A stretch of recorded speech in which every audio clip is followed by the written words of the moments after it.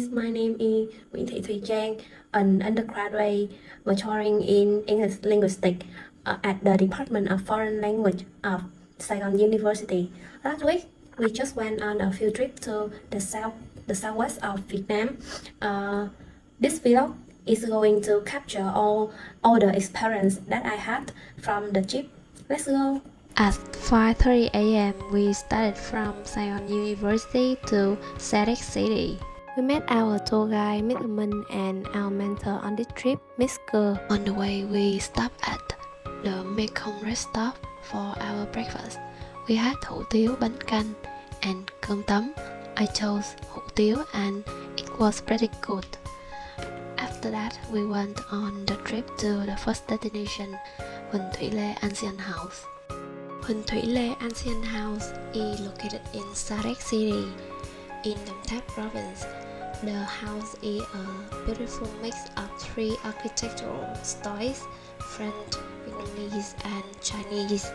At first glance, its exterior reflects the 7th century Roman style building with arched doorways, a column system, and intricate floral reliefs.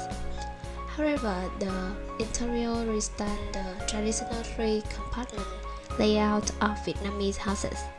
Notably, the guided wood carvings inside the house showcase distinctive elements of traditional Chinese art.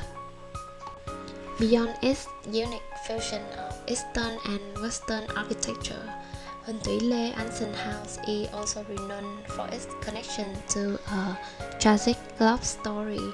It was the home of Huỳnh Thủy Lê, the first love of renowned French writer Marguerite Duras. Their romance were forbidden by their families, leaving a profound impact on Duras, who later immortalized it in her famous novel, The Lover. In 2007, it was recognized as a National Cultural Heritage Site and attracted thousands of visitors per year. Kiến An Cung, also known as Ông Khách Pagoda, is a famous historical and cultural site located in Sadec City, Đồng Tháp Province. Kiến An Cung is not just a place of worship, but also a symbol of the strong influence of Chinese culture in Sadec. It was recognized as a national architectural and artistic heritage site in 1990 by the Vietnamese government. The pagoda has played a key role in preserving the tradition, custom, and religious practice of the local Fujianese community for nearly a century. The next destination is Bà Chúa Xứ Temple, or Lady of the Realm Temple, located at the foot of the Sam Mountain in An Giang Province. In the southwestern culture, Bà Chúa Xứ is a goddess protecting locals who live in the southern region. She represents an image of the protector of the Vietnamese border and a theory of prosperity and health. So the story goes that the temple is connected to a legend about a goddess named Lady Chúa Xứ. She was believed to be the ruler of the land, and people say she was incredibly kind and helpful. The name Chúa Xứ actually means lady who rules a region, which shows how much respect people have for her. When you see the temple, you will be struck by how beautiful it is. The architecture is a mix of old and new, with traditional Vietnamese design. Everything is decorated so carefully and beautifully. It's really impressive. The final destination of the day was Thoại Ngọc Hầu Mausoleum. The Thùy Ngọc Hầu Mausoleum is a significant historical site in An Giang Province dedicated to Thoại Ngọc Hầu, a prominent military official who played a key role in developing and defending the southwestern region of Vietnam. His contribution to land reclamation, infrastructure, and local governance were instrumental in shaping the area history. The mausoleum architecture embodies traditional Vietnamese element with a defined three-inch gaze, stone steel, and solemn structure that reflect deep respect for his legacy. Surrounded by a tranquil nature setting, design offers a peaceful and reflective atmosphere. Beyond its historical importance, the mausoleum is also a cultural landmark, attracting visitors interested in Vietnam's southern heritage. It stands as a testament to national gratitude and serves as a link between past and present, preserving the memory of a leader who helped shape the region. After visiting, we arrived to In Châu Hotel for the first night. We had dinner at Châu Đốc Hội Quán. One special thing at here is that we can order additional food for free. And the dishes was incredibly delicious. I enjoyed it very much. In day 2, we would visit Trà Sư Mề Lơ Local Forest and Thạch Động Thôn Vân.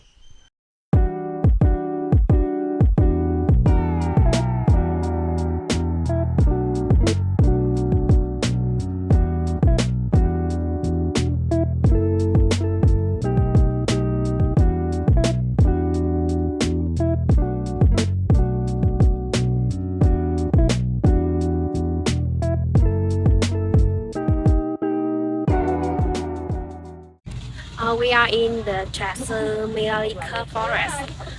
This is one of the most beautiful wetland forests in the Mekong Delta, located in An Giang. If you love nature and beautiful place, it definitely worth a visit. Trà Sư Mề Lơ Forest is a vital conservation area in the Mekong Delta, serving as a sanctuary for numerous rare species of flora and fauna.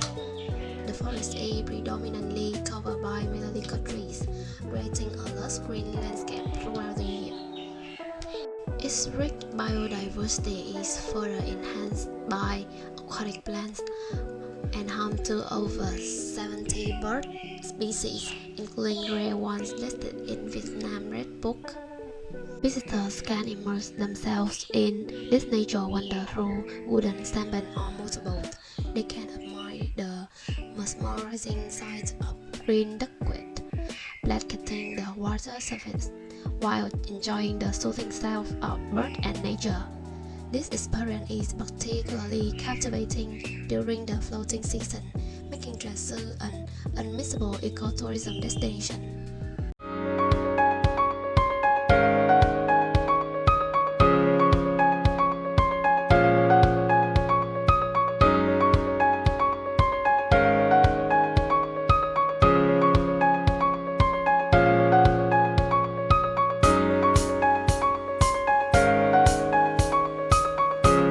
Thạch Động Thôn Vân is a famous cave in Hà Tiên, Kiên Giang. The name can be translated as stone cave swallowing clouds, referring to countless open sewers around its entrance, creating an ethereal effect. The cave is closely associated with Vietnamese folklore, especially the tale of Thạch Sanh. According to legend, Thạch Động was the dwelling of an evil orc who kidnapped Princess Quỳnh Nga. The hero Thạch Sanh defeated the creature and rescued the princess. The story adds a mythical aura to the site, making it more than just a geological wonder. After visiting Thạch Động Thôn Vân, we dropped by Hà Tiên International Border Gate, acting at a mature gateway for trade between Vietnam and Cambodia. Finally, we arrived to Hà Tiên Beach for team building activity. This activity brought us closer as a team, and we emerged as a champion of the game. At the end of the day, we returned to the hotel and prepared for the experience ahead. Lăng Mạc Cửu, located on Bình San Mountain in Hà Tiên, Kiên Giang Province, is a historically significant mausoleum honoring Mạc Cửu, a visionary leader who transformed Hà Tiên into a thriving trade hub in the late 17th and early 18th centuries. Originally a Chinese merchant, Mạc Cửu pledged allegiance to the Nguyễn Lords, securing Hà Tiên prosperity and strategic importance.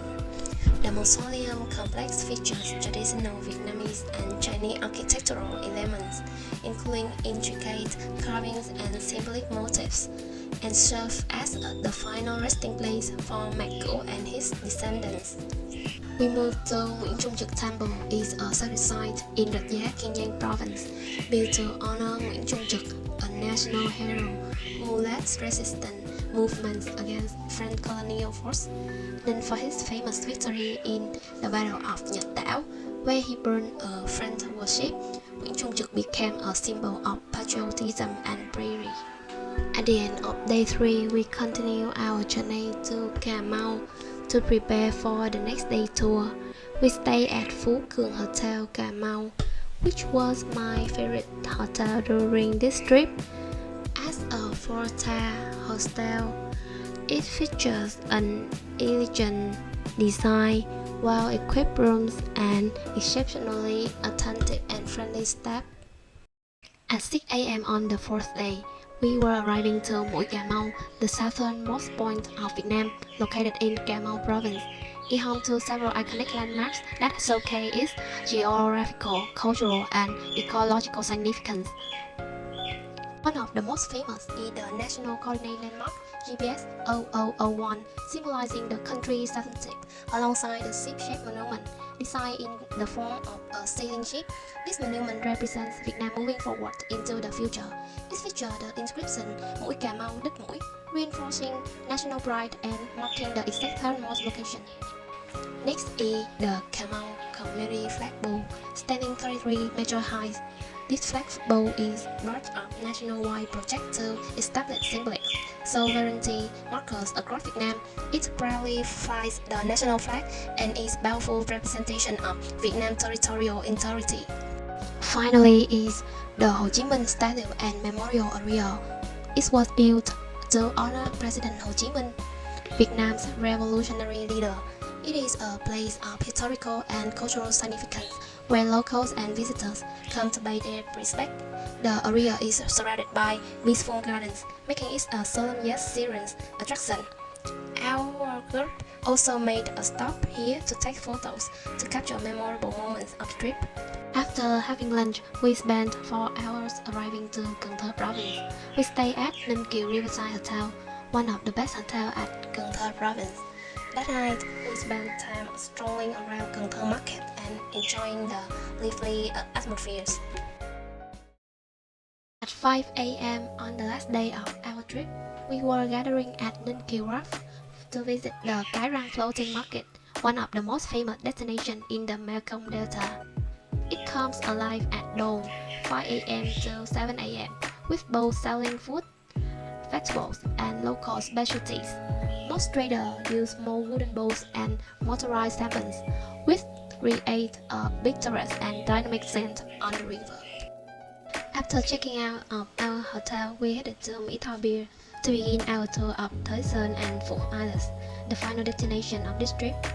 At here, we had the opportunity to taste pure London honey and enjoy a variety of fresh tropical fruits, specialties of the Mekong Delta.